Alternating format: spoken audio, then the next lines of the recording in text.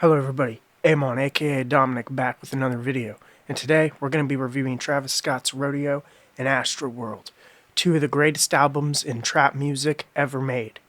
Released in 2015 and 2018 respectively, these are two of Travis Scott's biggest albums ever released, and two of Trap's most influential albums ever. With Rodeo being released under Epic Records, debuting at 3 on the Billboard 200, this marked a very successful start to Travis Scott's career after working with artists like Kanye, Mike Dean, and Future on other beats and projects, landing similar features on his own albums, with Kanye even making it on his debut record Rodeo on Piss on Your Grave. Now that Travis Scott had momentum going, he would go on to release Birds in the Trap, Astroworld, and Utopia over the course of, I do believe, 8 years, with Astroworld, our other album we'll be reviewing, releasing in 2018 to massive success, debuting at number 1 on the Billboard. And as many of you may remember, Astroworld was huge, with its promotional campaign, giant golden heads all across the states and across international territories.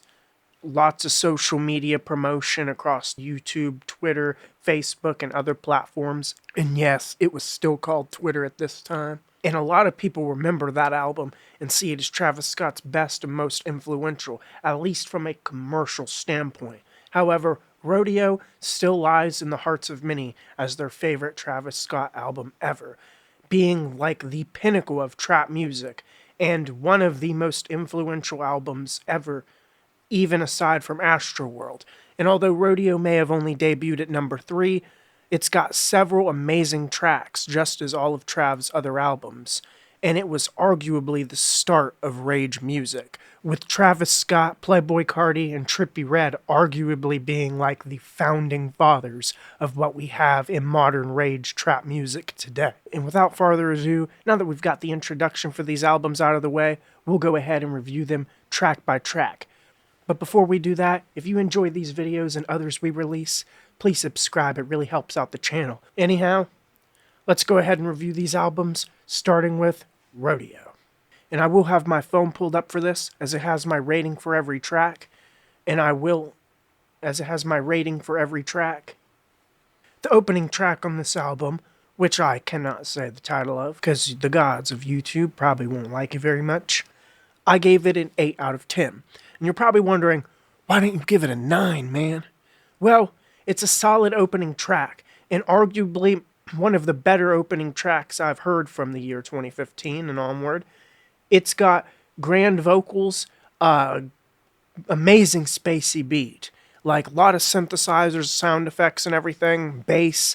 It really shows you what Travis Scott's going for with this album. It just puts you in that universe, I guess you could say.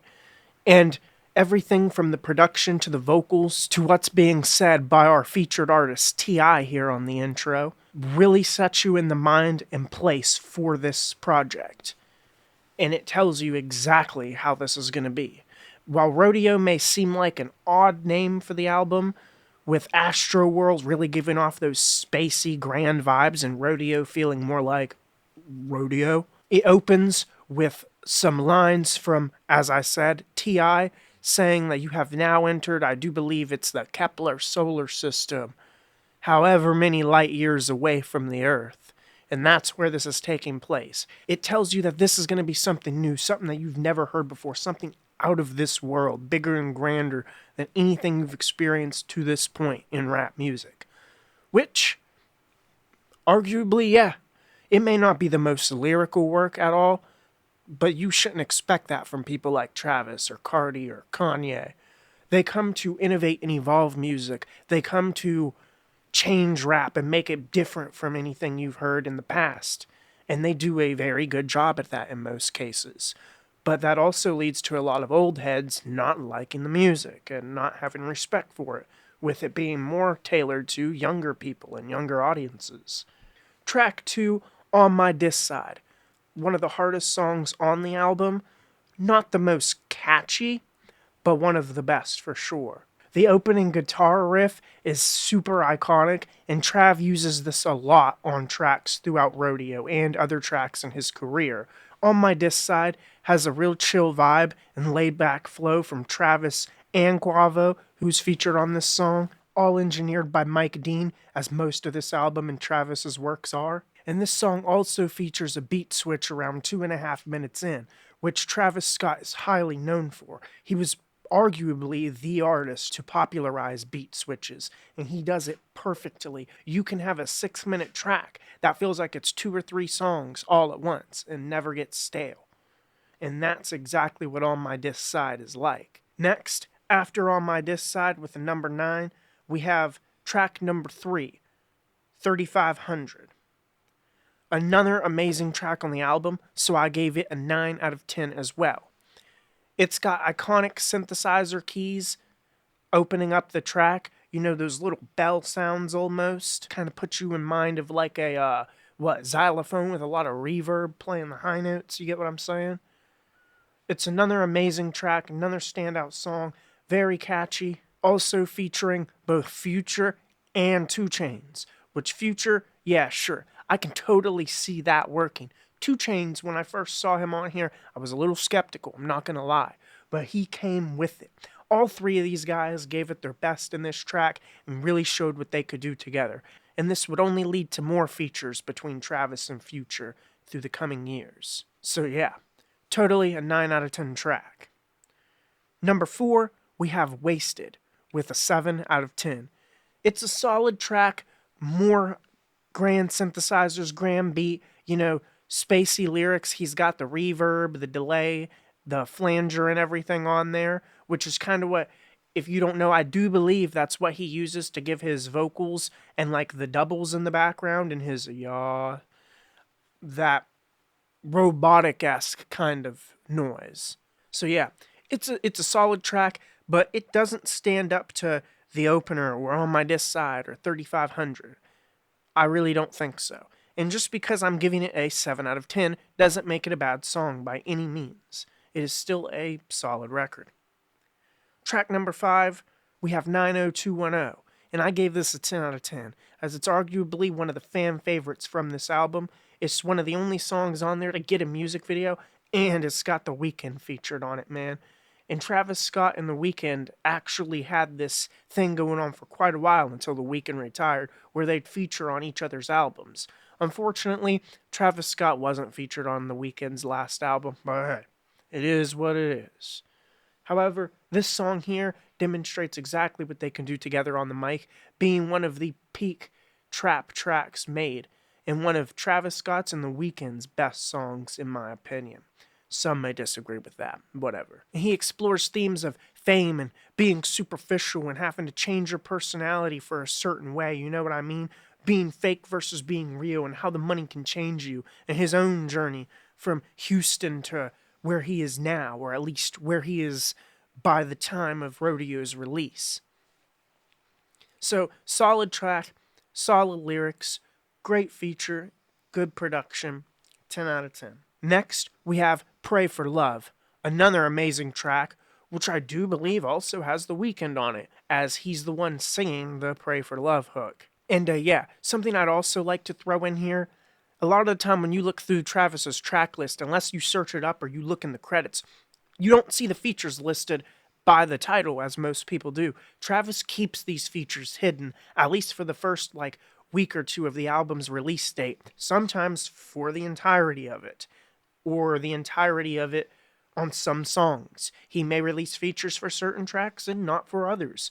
He tends to keep them a surprise, though, at least when the initial drop hits, and that really surprises some people, you know, when they finally hear their artist on the album, and it helps Travis maintain the listener's attention, you know. Most people nowadays, they'll go on an album, they'll see a couple of songs, and they're like, ooh, this one has Kanye, ooh, that one has The Weeknd, ooh, that one has Future, and they'll listen to those key tracks and skip everything else, because nobody has appreciation for albums and full projects anymore, unfortunately.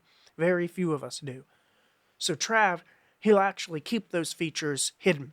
So all you're thinking is, I'm listening to a Travis Scott song, let's see how good it is. And then you hear the Weeknd feature, and you're like, oh my god, what? And then you hear the Kanye feature, and you're like, oh my god, oh my god, I wasn't expecting that. And then you listen through the whole album, you get all these features and all this good stuff. And sure, I mean, you can look it up and spoil it for yourself and skip to those tracks. But for the people who actually listen and find out and experience it, it encourages them to do so. It encourages them not to skip around, or you're going to miss something you might not have. Even with Travis Scott's beat switches and everything, he's constantly got stuff going on in the production or in the background to keep your attention if you're real ADHD, so you're not skipping off that track in the first 30 seconds, 60 seconds. So that's real interesting. Trav understands that, and it's why a lot of his shorter songs tend to not have a beat switch. They're hype, and like I said, they're shorter, like 3.5 minutes or less.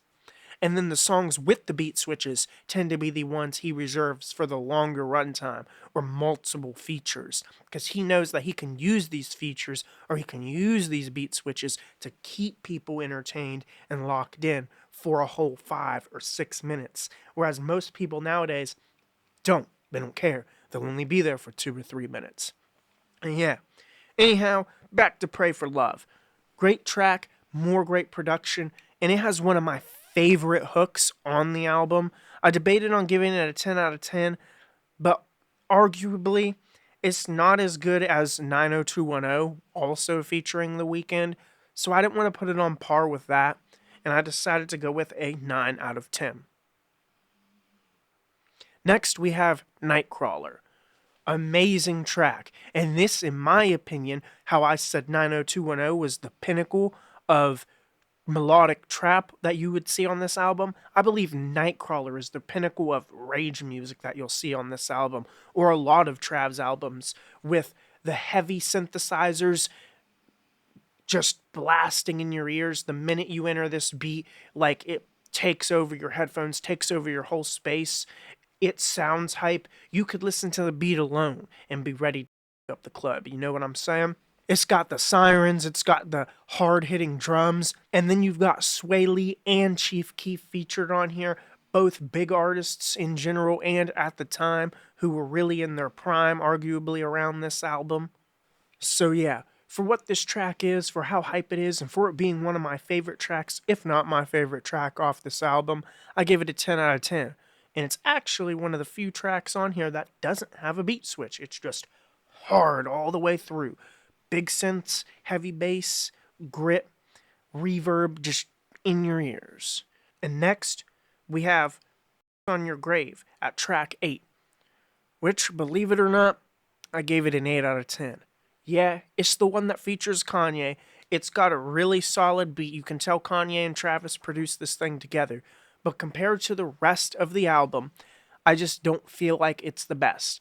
I feel like, yeah, the beat is unique, but it sounds like it could have been placed on a Kanye record. It's got the guitars similar to something you'd hear on like Yeezus, a little bit of synthesizers going on in the background, but nothing super crazy. And then it's got the hard drums throughout it. Kanye also comes in hard, but as you should expect, he doesn't have any crazy lyrics. It's Kanye West. He's not going to like spit a verse like Eminem or MF Doom, unfortunately. It's just never going to happen. And yeah, they did their thing on this track. They did a great job, but overall, it isn't Kanye and Travis's best song together, and it is nowhere near the best song on this album. It's not a 7 out of 10, but it's not a 9 or 10 out of 10 either. 8 out of 10, it is. After this, we have Antidote at track 9. Another standout song on the album, as revered and critically acclaimed as, or more than, 90210.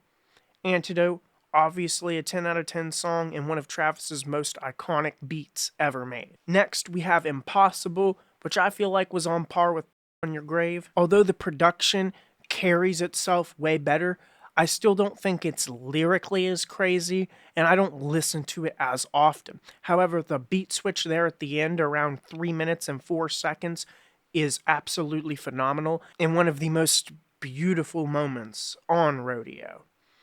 You have Travis Scott's big grand vocals drown in reverb and delay with the flanger going on, I do believe it is. Flanger or phaser. He's probably got some chorus slapped on there too. You have the beat almost entirely cut out with just sort of ambience and pads playing.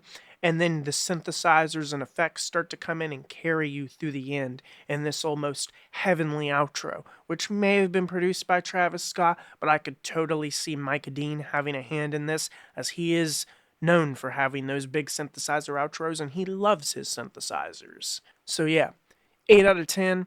Thought about a 9 out of 10, but we're going with the 8. Maria, I'm Drunk, a solid track. It's actually got 42 million views on YouTube, and it actually has Young Thug and Justin Bieber on this song. However, I don't feel like it's that crazy and that amazing compared to everything else. Some people may disagree with me, and it could just be me hating on Justin Bieber. I mean, I feel like they all three did great with this song, otherwise it totally would have flopped anyhow, but it just isn't a favorite for me. So I gave it an 8 out of 10. Next we have Flying High, a solid track as well, and I used to love this one, but listening back on it, I don't feel like it's that crazy.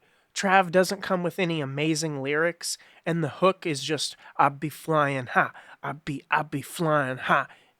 You know what I mean? It's a little more than that. I mean, it's catchy, yeah, the production makes you feel like you're flying high. He does a good job, but it just is probably one of the lower tracks on the album, similar to how I thought of Wasted, unfortunately. So yeah, I gave it a 7 out of 10, and you may disagree with that, but it's my opinion. And like I said, a 7 out of 10 isn't a bad song. It just means it's not one of the standout tracks on the album. I don't replay it as much. It isn't as popular. It isn't as great.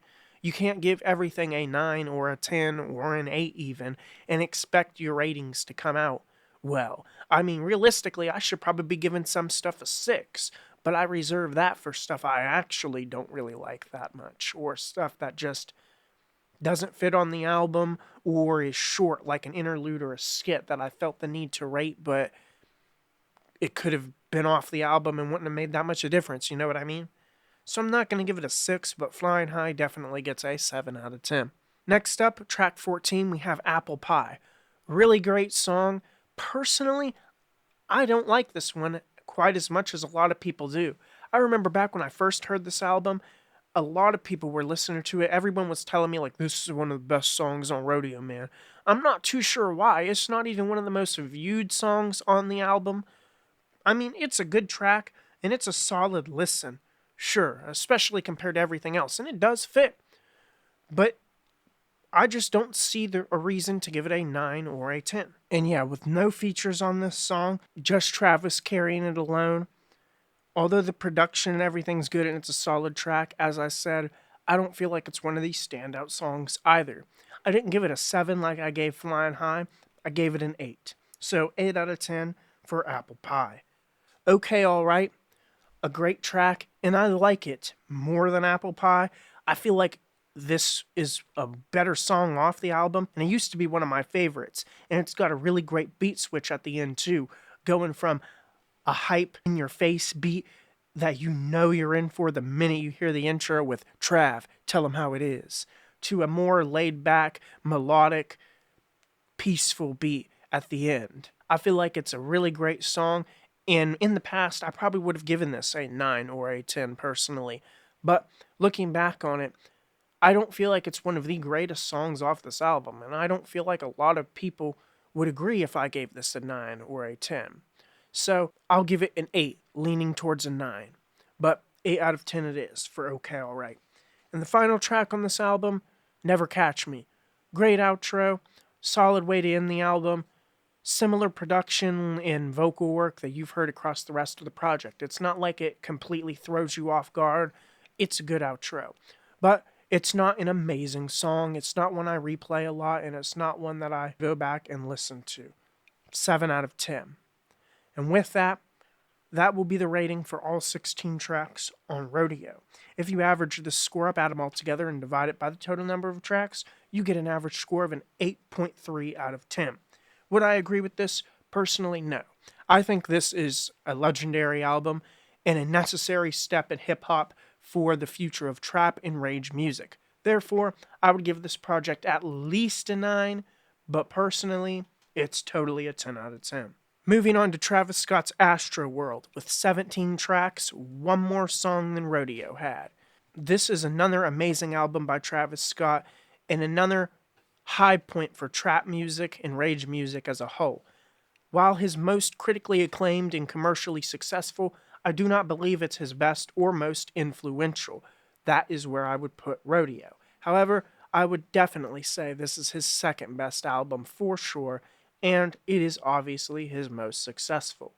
While it may not have influenced music as much as his first album, it definitely charted better, making it to #1 on the Billboard 200 instead of #3 as Rodeo did, and it definitely inspired the way rollouts were done, music videos were filmed, and the expectations around what a release should look like for a hip hop album. Anyhow, let's get on with it with track #1, Stargazing. The opening track on Rodeo I thought was amazing, and I gave it an 8 out of 10 because I felt like it was a great intro. However, Stargazing takes it to a whole nother lane. Stargazing, in my opinion, is literally the perfect intro and an amazing song. It pulls you in with its iconic riff at the opening, the memorable drum line, and all the little sound effects you hear in the background. Similar to how Rodeo's opening track really showed you what you were in for with this album, Stargazing does as well, getting you into that otherworldly carnival spirit, also featuring a beat switch and large grand vocals by Travis Scott. And yes, it is engineered by Mike Dean, just as all of other Travis's work has been. Sitting at 156 million views on YouTube alone, this is one of Travis's best songs and one of the best songs off of this album. Therefore, I had to give it a 10 out of 10. Carousel, a great track, and the title and production fits this album. A lot of people actually like it, and it's pretty popular. It is a good track, and I could see why people would rate it a 8 or a 9. Wouldn't give Carousel a 10, but here personally, it's just one of the lower tracks on Astroworld for me, so I would give Carousel a 7 out of 10. Sicko Mode, a lot of people hate on me for really liking this track, because, of course, it's overplayed. It has over 1 billion or maybe 2 billion views now, but everybody heard this. You couldn't go anywhere in 2018 when this album dropped without hearing Sicko Mode. The opening, the beat switch, Drake's feature, everything about this, it was Travis Scott. He had the big name feature, the big grand production, the insane mixing, everything. This is the definition of Travis Scott, arguably. But a lot of people hate on it because it was overplayed and because Drake's on it. And it's like, man. But honestly, I feel like this had one of Drake's better performances. He actually tried with this one because he knew what it was going to be and what it could turn out to be. Trav had some of his better lyrics on there. And yeah, the music video kind of disrespected X a little bit with that scene that everybody knows about, you know what I'm saying? With the asteroid. But amazing song, and yeah, it's overplayed, but it's overplayed for a reason, people. 10 out of 10, Sicko Mode. Track #4, Rip Screw. Really great track, as all of these songs are, really. I feel like Astroworld doesn't really have a miss, just like Rodeo. They're two albums I could listen to start to finish and not skip a song. But similar to Carousel, I just didn't feel like this was one of the best songs on the album. So I gave it a 7 out of 10 to Rip Screw. Track #5, Stop Trying to Be God. Great music video, catchy hook. Although the production's a little more stripped back, it sounds a lot more melodic. It's not as crazy as something like Stargazing or Sicko Mode. It is one of the most viewed and standout tracks on the project, and I gave it a 10 out of 10 for that reason. It's actually one I go back and listen to frequently, and while it may feel a little odd to have it smack dab in the middle of some hype songs and stuff that I have saved in my playlist, it's still a great track, and I'd put it on just about whenever, really. So yeah, Stop Trying to Be God, 10 out of 10. No Bystanders with Juice WRLD. This is a great song, and a lot of people would give it a higher score, especially because it has the late Juice WRLD on it, and it's got a really good hook interpolated from Tear the Club Up by 3 6 Mafia, and instead of chanting Tear the Club Up, Travis has the vocalists chanting F the club up, F the club up. You've got the jets going by to open you into the track, Travis's grand vocals which I keep using the word grand a lot, but you know what I mean, with the big ambience behind him. You've got a good little hook slash bridge by Juice World sampled on there, I do believe, with The Party Never Ends. And this is one of the few tracks by Trav you actually have like live footage of him recording it in the studio under like a giant blanket and stuff. And while it is a good track and it has that nostalgia and those little memories behind it, and I'm sure a lot of people like this song, I don't feel like it stands up to other tracks on the album quite as much. I didn't give it a 7 out of 10, but I gave No Bystanders an 8 out of 10. Skeletons featuring Tame Impala. Didn't think I'd ever see a rapper get a feature with Tame Impala, as Tame Impala is more of an electronic rock artist, not a band, artist. This one actually went hard with both of them producing the track and being on it together. I actually thought this was one of the better songs on the album and one of the more memorable, so I gave it a 9 out of 10. Wake Up, I like this song, but it really stands out a lot. It almost feels like it doesn't belong on this album, in my opinion. It's pretty much all flute and like guitar or string, I do believe that is. Some kind of stringed instrument with the flute. It's got the drums, it's got little sound effects here and there. And you can find some synthesizer work on it, but it almost doesn't sound like Travis Scott, or it sounds like something that would be featured on one of his earlier mixtapes or albums. And while this definitely worked out in his favor, I mean, Astroworld was one of the biggest albums ever, and this track alone has 58 million views on it, on YouTube only. It is a good song, but it just doesn't fit quite as much in my opinion. And it's not one of the best songs on the album. So I gave it an 8 out of 10 as opposed to a 9 out of 10. Next, we have 5% TNT, hype track. I like this song, but it's also not one of the standout tracks on Rodeo for me. I actually like 5% TNT more than I like the last track, Wake Up, but I still gave it an 8 out of 10. Next, we have NC-17, one of the lesser viewed tracks on the album actually. I personally feel like Trav didn't try as much with this. It feels almost like filler. It's a real stripped back beat. Trav isn't really trying with his vocals. Yeah, they sound good, but Trav is good at that. He drowns his stuff in all these effects. He makes it sound heavenly. He makes it sound like, amazing. So just about every track fits, and you can't really say it's a bad song.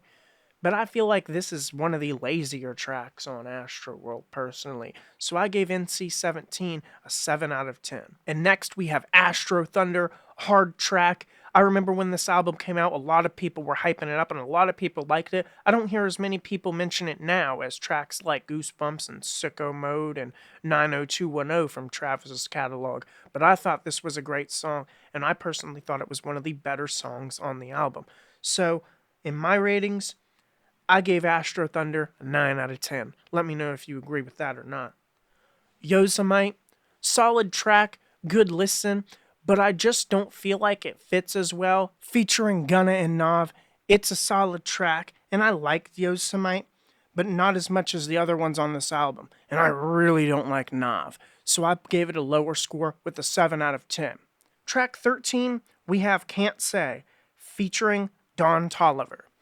I like this song, and I think it's one of the better songs on the album. I know I keep saying that a lot, so let me reiterate. I don't like it as much as Skeletons. I don't like it as much as Stop Trying to Be God or Stargazing for sure. But I would put it just under those, if not a little under Astro Thunder. So I would give Can't Say with Travis and Don Toliver a 9 out of 10. And next, we have Who What. It may not be the most viewed track on the album or the most liked or technical. It's got Quavo and Takeoff on there, but I feel like it's a really hype track, and I enjoy this one. I listen to this one when I need like that energy boost, like getting pumped, getting ready for the day. This is it. So I think Who What is a 9 out of 10, although some people may feel like it's a 7 or 8. Butterfly Effect. This track actually doesn't have any features, only Travis Scott. However, it's one of his most liked and most viewed, and I personally think it's one of the best tracks on Astroworld, if not one of Travis's best tracks in general. And I gave Butterfly Effect a 10 out of 10 rating. Two more tracks with number 16, Houston Fornication. Solid track, good listen, but it's not one I care for that much. It's above a 7 out of 10, but it's arguably pretty close for me. I gave Houston Fornication an 8 out of 10. Final track with Coffee Bean. I love this song. I think it's a 9 out of 10 personally. However, I rated it an 8 out of 10 in this scenario, because although Coffee Bean probably has some of Travis's best lyrical work, it doesn't have his best production. It's a good beat, but it's simple, you know what I mean? And it's not heavily synth-oriented, and it almost doesn't feel like it fits quite as much on Astroworld as a lot of the other songs on here. However, I feel like it fits on Astroworld more than any of his other albums. I just think that this feels more like a standout single track almost, rather than one of the bigger songs or like a perfect fit-in or the perfect outro. It's just more of a flex for Travis Scott to show that he can kind of be a technical rapper rather than just being this in-your-face big beats guy. So yeah, debated on a 9 out of 10 for Coffee Bean, but I gave it an 8 out of 10. When you average all these tracks up, you get an average score of an 8.5, and as I said, I personally disagree with that. I think this is one of the better albums in trap and rage music, and one of the necessary albums for the future of hip-hop. Therefore, I give it a 10 out of 10. And while you may have noticed the average score on this album being an 8.5 for Astroworld is actually 0.2 higher than the 8.3 that I gave Rodeo. But I do like Rodeo more. Although Astroworld has a lot more tracks that I feel like are hits that I go back and replay, as an album, I feel like Rodeo nailed it. I love Rodeo, and I love going back and listening to it from start to finish. Not that I don't with Astroworld, but Astroworld is one of the albums where I sort of like to skip around between the bigger songs, or just go through my playlist and listen to what I got saved. Whereas Rodeo feels like a more cohesive body of work, and a more larger experience.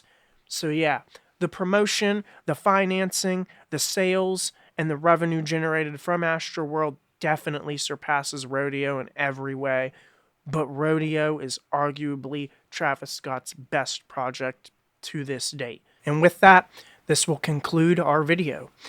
If you enjoyed today's content, don't forget to subscribe and ring that bell, because what the hell. Also, drop a like and spread the hype. It really helps out the channel. If I don't see you next time, good afternoon, good evening, and good night.